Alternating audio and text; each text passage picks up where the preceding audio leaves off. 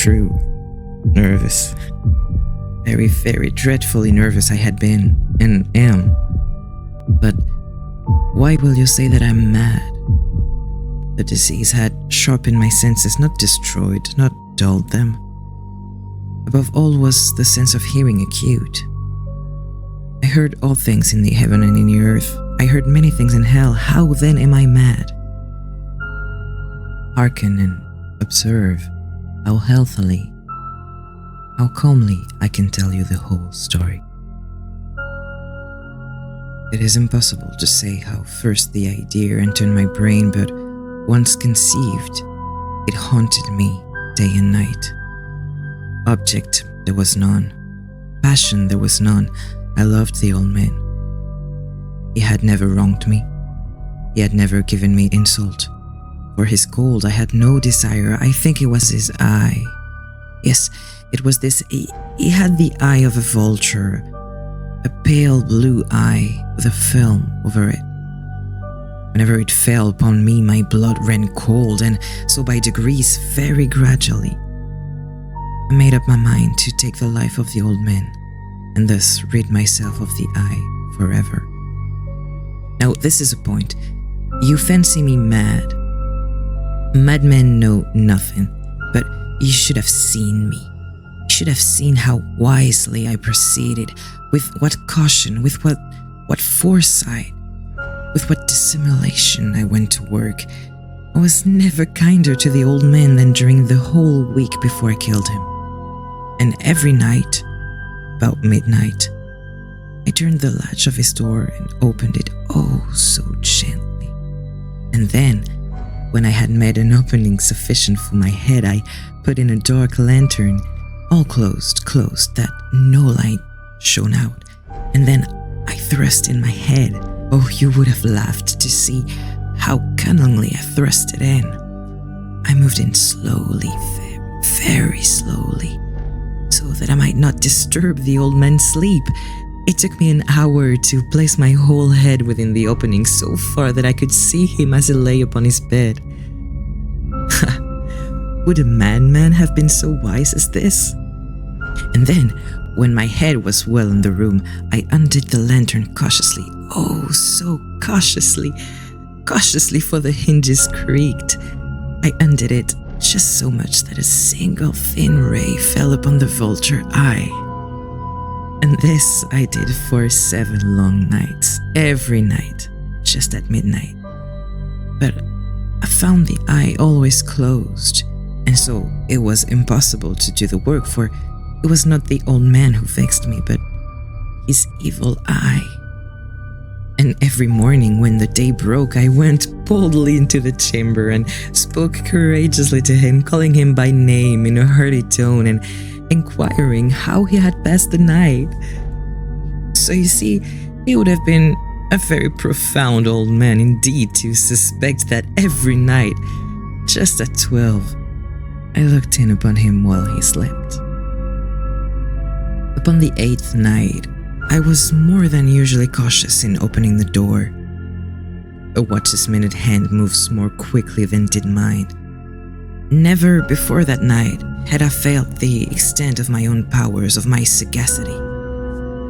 I could scarcely contain my feeling of triumph. To think that there I was, opening the door little by little, and he not even dream of my secret deeds or thoughts. I fairly chuckled at the idea, and perhaps he heard me, for he moved on the bed suddenly, as if startled. Now you may think that I drew back, but no. His room was as black as pitch, with thick darkness, for the shutters were closed, fastened, through fear of robbers. And so I knew that he could not see the opening of the door, and I kept pushing on steadily. I had my head in, and was about to open the lantern, when my thumb slipped upon the tin fastening, and the old man sprang up in bed, crying out, "Who's there?" I kept quite still and said nothing. For a whole hour, I did not move a muscle. And in the meantime, I did not hear him lie down. He was still sitting up in the bed listening, just as I have done night after night, hearkening to the death watches in the wall. Presently I heard a slight groan, and I knew it was the groan of mortal terror. It was not a groan of pain or of grief, oh no. It was the low, stifled sound that arises from the bottom of the soul when overcharged with awe. I knew the sound well. Many a night, just at midnight, when all the world slept, it has welled up from my own bosom, deepening with its dreadful echo the terrors that distracted me. I say I knew it well. I knew what the old man felt and pitied him, although I chuckled at heart. I knew that he had been lying awake ever since the first slight noise when he had turned in the bed. His fears had been ever since growing upon him. He had been trying to fancy them causeless, but could not. He had been saying to himself, "It's nothing but the wind in the chimney. It's only a mouse crossing the floor, or it is merely a cricket which has made a single chirp." Yes, he'd been trying to comfort himself with these suppositions, but he'd found all in vain. All in vain, because death, in approaching him, has stalked with his black shadow before him and enveloped the victim. And it was the mournful influence of the unperceived shadow that caused him to feel, although he neither saw nor heard, to feel the presence of my head within the room. When I had waited a long time, very passionately, without hearing him lie down, I resolved to open a very, very little crevice in the lantern. So I opened it. You cannot imagine how stealthily, until at length, a simple dim ray like the thread of the spider shot from out the crevice and fell full upon the vulture eye. It was open. Wide open. And I grew furious as I gazed upon it. I saw it with perfect distinctness, all a dull blue, with a hideous veil over it that chilled the very marrow in my bones, but I could see nothing else of the old man's face or person, for I had directed the ray, as if by instinct, precisely upon the damned spot. And have I not told you that what you mistake for madness is but over-acuteness of the sense?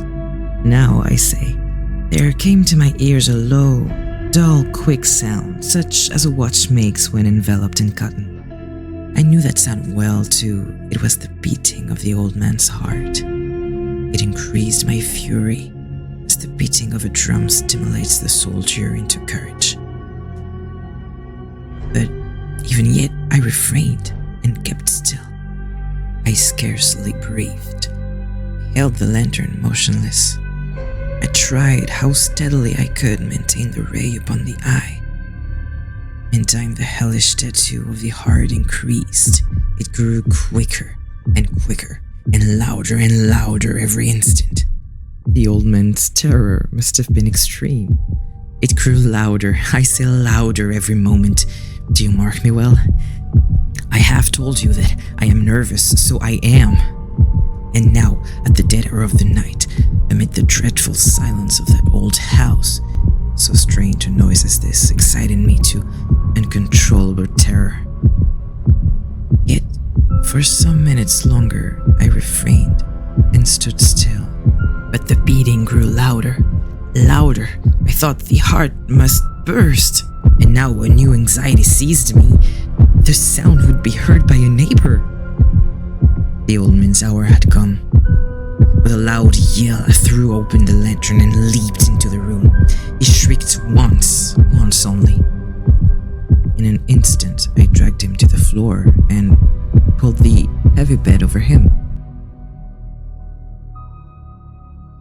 I then smiled gaily to find the deed so far done. But for many minutes, the heart beat on with a muffled sound. This, however, did not vex me. It would not be heard through the wall. At length, it ceased. The old man was dead. I removed the bed and examined the corpse. Yes, he was stone dead. I placed my hand upon the heart and held it there many minutes. There was no pulsation. He was stone dead. His eye would trouble me no more. If still you think me mad, you will think so no longer when I describe the wise precautions I took for the concealment of the body. The night waned and I worked hastily but in silence. First of all, I dismembered the corpse. I cut off the head and the arms and the legs. I then took up 3 planks from the flooring of the chamber and deposited all between the scantlings. I then replaced the boards so cleverly, so cunningly that no human eye, not even his, could have detected anything wrong. There was nothing to wash out, no stain of any kind, no blood spot, whatever. I had been too wary for that. A tub had caught all. When I had made an end of these labors, it was 4 o'clock, still dark as midnight. As the bell sounded the hour, there came a knocking at the street door. I went down to open it with a light heart, for what had I now to fear? There entered 3 men, who introduced themselves with perfect suavity as officers of the police. A shriek had been heard by a neighbor during the night. Suspicion of foul play had been aroused. Information had been lodged at the police office, and they, the officers, had been deputed to search the premises. I smiled, for what had I to fear? I bade the gentlemen welcome. The shriek, I said, was my own in a dream. The old man, I mentioned, was absent in the country. I took my visitors all over the house. I bade them search well. I led them at length to his chamber. I showed them his treasures, secure, undisturbed.